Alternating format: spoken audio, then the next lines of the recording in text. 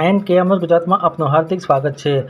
અરવલ્લી જિલ્લાના મેઘરજ તાલુકાના ગ્રામ્ય વિસ્તારોમાં સરકારની નલ સે જલ યોજનામાં નળ તો છે પણ પાણી ક્યાં? ભર ઉનાળે પાણીનો કકળાટ, સ્થાનિક તંત્ર કેમ ચૂપ?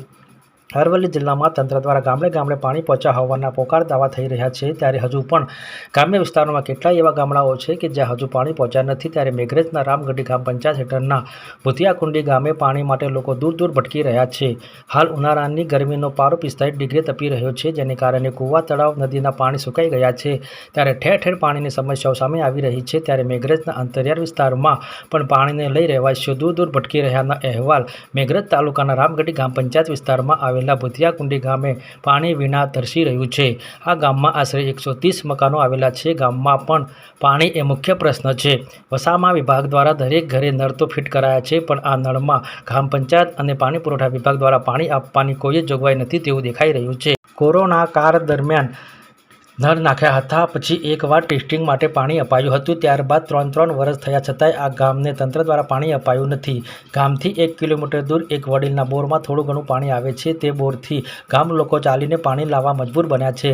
નાના બાળકો, મહિલાઓ, વૃદ્ધો પરાણે 1-2 બેડાથી પાણી લાવી શકે છે।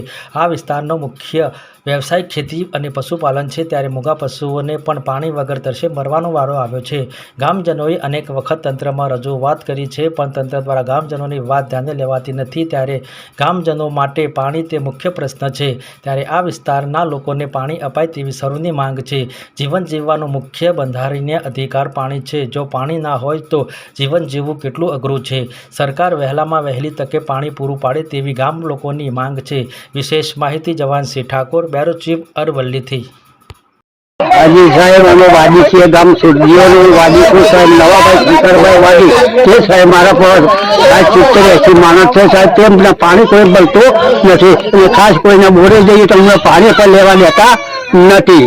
એવી અમને તકલીફ છે સાહેબ। અમારા બહુ છોકરો બહુ કવા કરે છે સાહેબ, અમે હીટી જીવીએ હીટી કહીએ હવે તો સાહેબ અમને મોત આવ્યો તો બહુ સારી વાત હતી। ગામમાં પાણી નહીં મળતા, તરાસ થઈ ગયા, દેવું ઢોરા બધા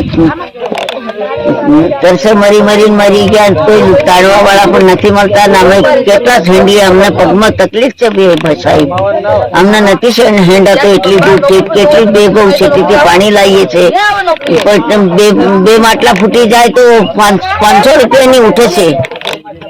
હા, તો અમને થોડા બહુ છાસ આલો તમે, અમને પાણી નથી મળતું પીવા માટે, તરાસ થઈ ગયા। નાના બચ્ચા કલાટ કરે છે, એને ખાવા મળે તો રોટલો મળે તો પાણી નહીં મળતું તો પછી છોકરા મોઢા ફૂકાઈ જાય છે। બચ્ચાને કેટલો છાન કરે છે, બચ્ચા પછી કોરોના વખતે બીમાર પડી ગયા તો પછી પાણી નહીં મળ્યું, એવો એક જ દન મળ્યો, બીજી વખત મળ્યો જ નથી। 24 કલાક પાણી મળ્યું, પછી એ દનનું પાણી જ નથી આવતું। લાબાના મફતભાઈ ભવનભાઈ, ગામ ભૂતિયા, તાલુકો મેઘરજ, જિલ્લા સાબરકાંઠા, અરવલ્લી। તો અમારે અહીંયા પાણીની બહુ સમસ્યા છે। અમારા ગામની અંદર, ભૂતિયા ગામની અંદર નળ લાગેલા છે, હોવા છતાં બી પાણી મળતું નથી। ઢોરો માટે ત્રાસ છે, પાણી પીવા માટે બી ત્રાસ છે। 1-2 કિલોમીટરથી પાણી લાવવું પડે છે અને નાવા ધોવા, પાણી પીવા, ઢોરો માટે બહુ સમસ્યા ઊભી થઈ ગઈ છે। તો આપ સાહેબને નિવેદન કરીએ છીએ કે અમારે અહીંયા પાણીની વ્યવસ્થા કરી।